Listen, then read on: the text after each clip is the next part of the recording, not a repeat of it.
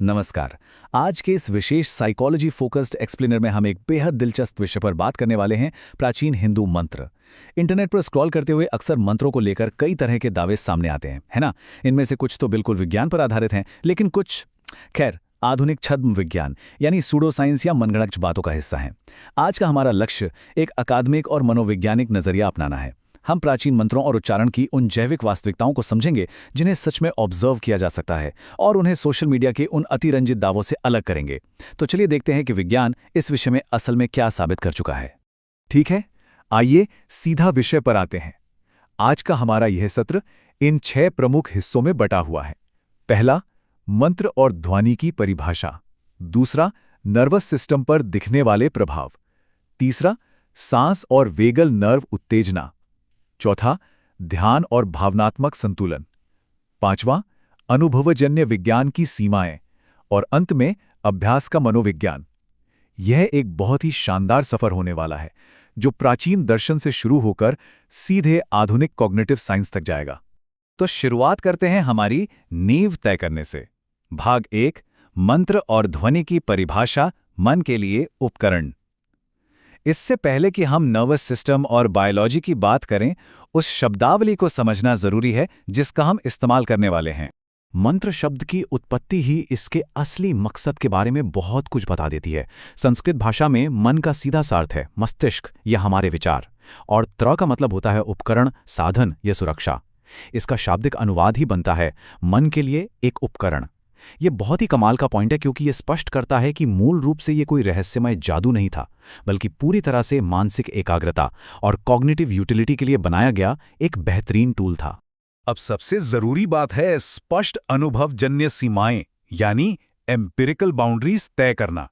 प्राचीन दर्शन में नाद ब्रह्म की एक बहुत ही सुंदर अवधारणा है, जिसका मतलब है कि संपूर्ण अस्तित्व एक वाइब्रेशनल या कंपन वाली वास्तविकता है। सांस्कृतिक रूप से यह विचार बहुत गहरा है, लेकिन जब बात आधुनिक विज्ञान की आती है, तो विज्ञान केवल ध्वनि आवृत्तियों, रेजोनेंस, सांस के पैटर्न्स और ब्रेनवेव एक्टिविटी को ही माप सकता है। ये लौकिक बुद्धिमत्ता, दिव्य कंपन या वास्तविकता को आकार देने वाली चेतना जैसी चीजों को लैब में वेरीफाई नहीं कर सकता। भौतिकी और तत्वमीमांसा के बीच का ये अंतर इस पूरे विश्लेषण का आधार रहेगा। आइए अब इस पूरे विश्लेषण के बायोलॉजिकल पहलू पर आते हैं। भाग 2, नर्वस सिस्टम पर दिखने वाले प्रभाव, जब का जीव विज्ञान। अब हम समझेंगे कि इन प्राचीन अभ्यासों के दौरान इंसानी शरीर के भीतर असल में क्या चल रहा होता है। ये समझना बहुत जरूरी है कि मंत्र अनिवार्य रूप से पैटर्न वाली ध्वनि तरंगे हैं। भले ही प्राचीन वैदिक जब कोई आधुनिक लैब साइंस नहीं था, लेकिन ध्वन्यात्मकता, अनुनाद और मौखिक प्रसारण का जिस सटीकता के साथ संरक्षण किया गया, वो सच में हैरान करने वाला है। सदियों तक इन साउंड वेव्स की अखंडता को बनाए रखने के लिए एक तरह की गणितीय सटीकता की आवश्यकता थी। इस व्यवस्थित उच्चारण प्रणाली के कारण ही ऐसी ध्वनि तरंगे उत्पन्न होती हैं जो असल में मानव शरीर की बायोलॉजिकल स्टेट्स पर एकदम ठोस और मापने योग्य प्रभाव डालती हैं।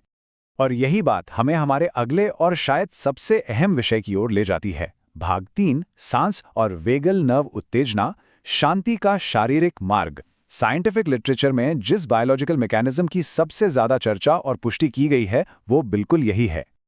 ये देखना सच में बेहद रोमांचक है कि हमारे शरीर में ये पूरी बायोलॉजिकल चेन रिएक्शन कैसे काम करती है। जब किसी मंत्र का उच्चारण किया जाता है, तो पहला कदम होता है लंबी सांस छोड़ना।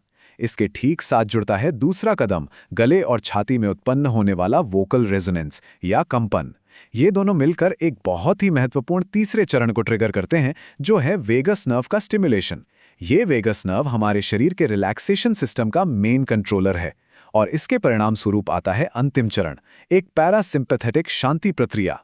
इस तरह रिदमिक वोकलाइजेशन से स्ट्रेस में एकदम स्पष्ट और मापने योग्य कमी आती है। ये कोई जादू टोना नहीं है, ये शुद्ध जीव विज्ञान है। पेरिफेरल नर्वस सिस्टम से थोड़ा आगे बढ़कर आइए अब सीधे हमारे मस्तिष्क की ओर चलते हैं। भाग 4, ध्यान और भावनात्मक संतुलन, ब्रेन वेव्स और केंद्रित चिंतन।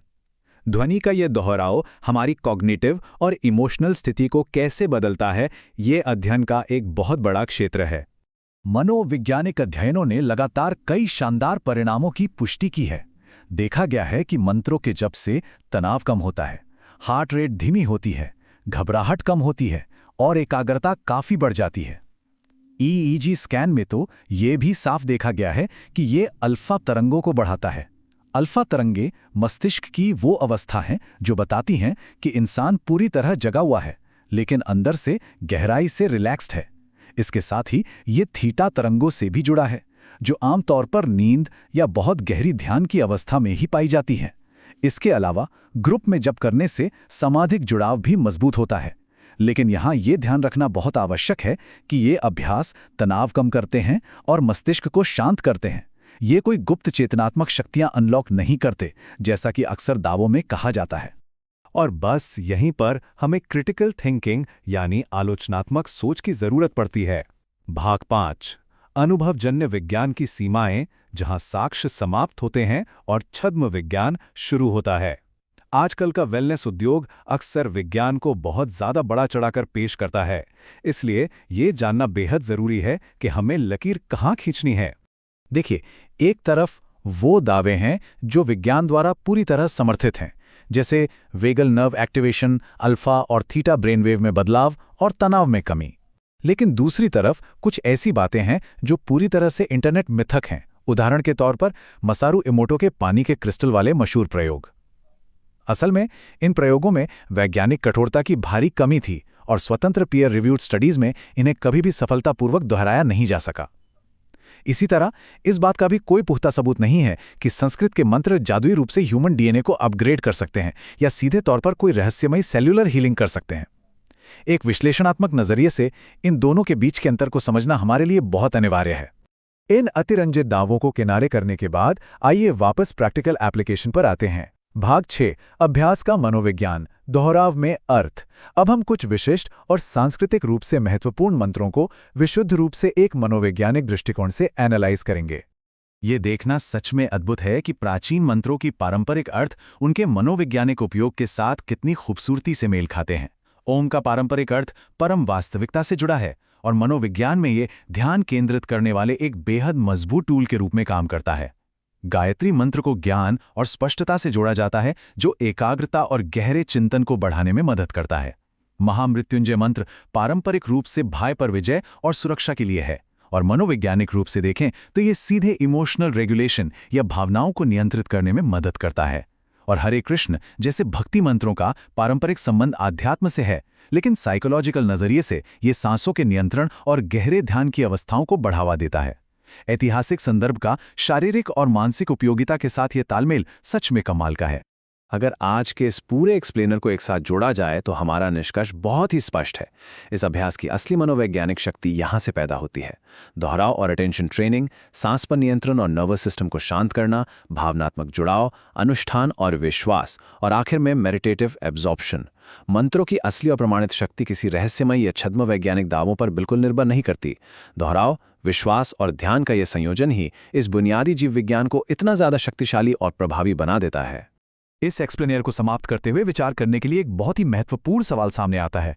क्या किसी अभ्यास को मनोवैज्ञानिक रूप से परिवर्तनकारी होने के लिए शारीरिक रूप से जादुई होने की कोई आवश्यकता है?